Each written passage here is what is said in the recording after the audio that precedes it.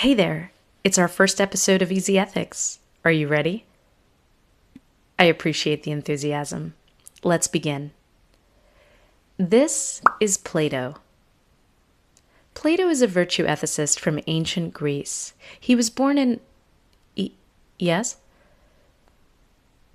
Oh, virtue ethics is one of the subspecialties of moral philosophy. It's where...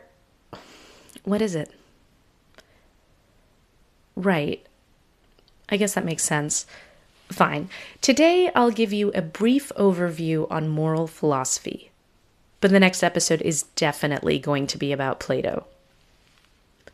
This is episode 1 of Easy Ethics, Moral Philosophy. In this video, we will give you an overview of moral philosophy. Today's episode is brought to you by us, Easy Ethics, where we believe in free education for all. If you'd like to support the work we're doing to keep these videos coming, we encourage you to subscribe. Want to support our mission even more? Follow the links in our bio to sponsor our work.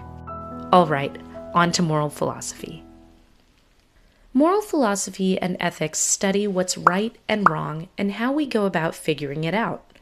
People generally use the terms moral philosophy and ethics to mean the same thing, and we're largely going to do that here, but there is a slight difference in the two, and you should be aware of that. Ethics study what is right and wrong behavior. Basically, it gives you the rules, while moral philosophy covers why something is right or wrong. It gives us more of the reasoning behind making those decisions. We're studying both moral philosophy and ethics here at Easy Ethics. Basically. Okay, so there are different types of subspecialties when it comes to moral philosophy and ethics. So let's talk about what those are. To show you what we mean and the types of subspecialties, let's imagine a tree. Thanks. Let's call this a moral philosophy tree. The tree covers some of the study of moral philosophy. Now, the tree, like most trees, has branches, and these branches represent subspecialties.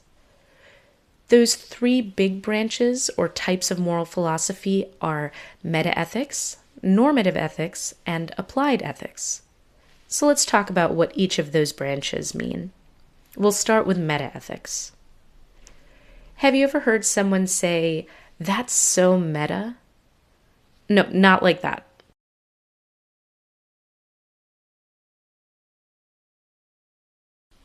That's a little closer.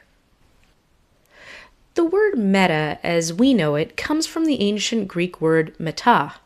It means higher or beyond. When you tack it onto a subject, it reflects an awareness of its own subject matter or something going beyond it. So in this case, metaethics goes beyond ethics. Metaethics are a higher study of the nature of ethics, and it can include tackling questions about the reality or existence of ethics. Are ethics something that just exist or something we make up? And are ethics and moral theories just a reflection of what we believe, or are they a reflection of something else? These are examples of meta questions. So if you're asking yourself big picture questions about the fundamental nature of ethics, you're firmly in the territory of metaethics. Got it? Good. On to normative ethics. Okay, so when it comes down to asking questions about what we're morally supposed to do, or whether something is ethical or not, we're doing normative ethics. Have you ever used the word norm? No, dude, like the things that are the normal course of how things could or should go. Yes, well done. Cute. Right, so the word normative is really referencing the norms, the standards or expectations for how folks behave or should behave. With normative ethics, we're asking questions about how things ought to be. What are the moral rules that we want for ourselves and society? We're talking ideals here. Not necessarily the way things are, but how things should be. Now, there are different subspecialties within normative ethics, and it's broken down into how ethics work. You've got your virtue ethics, deontology, and consequentialism. With virtue ethics, you have this idea that everything you personally should do to live a good life is to cultivate virtues, or really these good character traits. Traits like wisdom, courage, being just, having self-restraint. So before you make a decision about doing something, you should ask yourself, is this something that makes me more virtuous or less virtuous? Am I being courageous? Am I being fair? Am I being wise? Am I doing things in moderation? And the theory is that if you embody the right virtues, you're going to lead a good life. I just mean that you're being good, doing good things.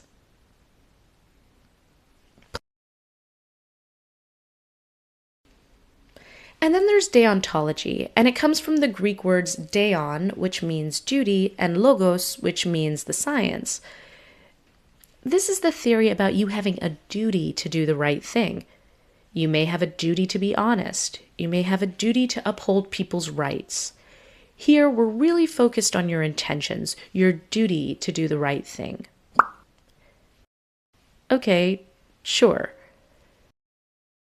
Consequentialism is the theory that morality is about maximizing the best possible outcome. So here we care less about your intentions and are focused on what happens as a result of your actions. Consequences matter. So we might be making decisions to maximize overall well-being or happiness, making the best outcome. So sometimes in philosophy, people use an example or illustration to demonstrate a moral dilemma. And a famous illustration is the trolley problem. And it's this dilemma where you imagine that you're on a runaway trolley that's going down the tracks out of control. And you're heading towards 5 people down the track. Now there's a split in the track ahead of those 5 people, and if you pull the lever on the trolley, you'll go down another path where there's just 1 person working on the track. If you keep going the way you're going now, you're going to kill 5 people, and if you pull that lever, you're going to kill just 1 person. Wolff, Wolff. No one enjoys this question, but big shout out to mid-century British philosopher Philippa Foot for devising the illustration. Anyway, a consequentialist is likely to tell you that morally you should pull that lever to save 5 people and kill just the 1 because it is the choice that maximizes well-being. We're only killing 1 person instead of 5.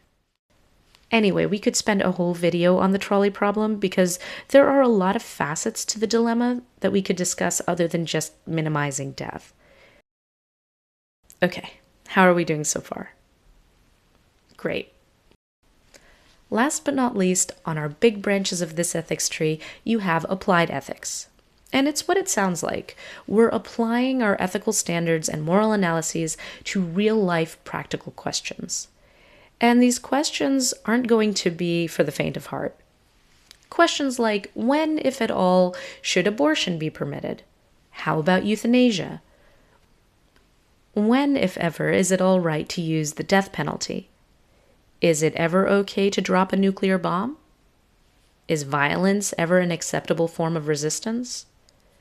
So while normative ethics was trying to give us an approach to answer questions, applied ethics is looking for the standard to apply to answer real-life questions.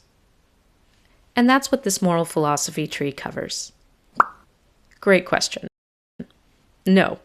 Because while this tree is how a lot of philosophy programs study moral philosophy, it actually neglects a lot of moral philosophies from around the world.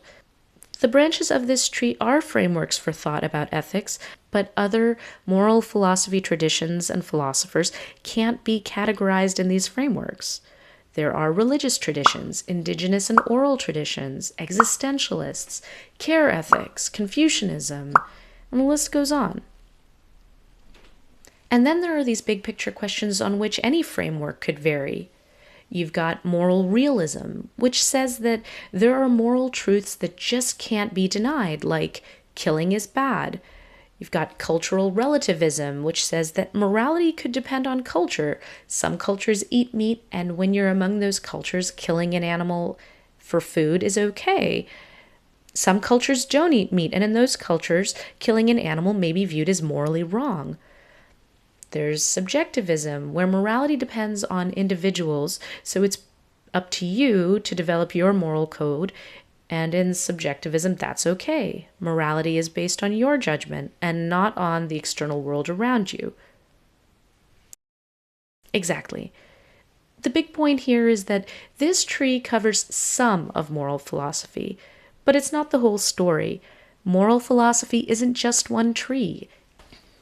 It's a forest of different thoughts and frameworks for thinking about right and wrong. If you'd like, pick a favorite framework or a framework that you'd like to learn more about and let us know in the comments. Yeah, maybe we should talk more about that in another video. Well, that's our overview on moral philosophy. Thanks for tuning in. If you have any questions, a suggestion, or reaction, drop us a comment. If you're into what we're doing here, subscribe, sponsor, or follow us on social media. And stay tuned, our next video is coming soon. Until then, this is your easy ethicist saying, keep it ethical and take it easy. Valete!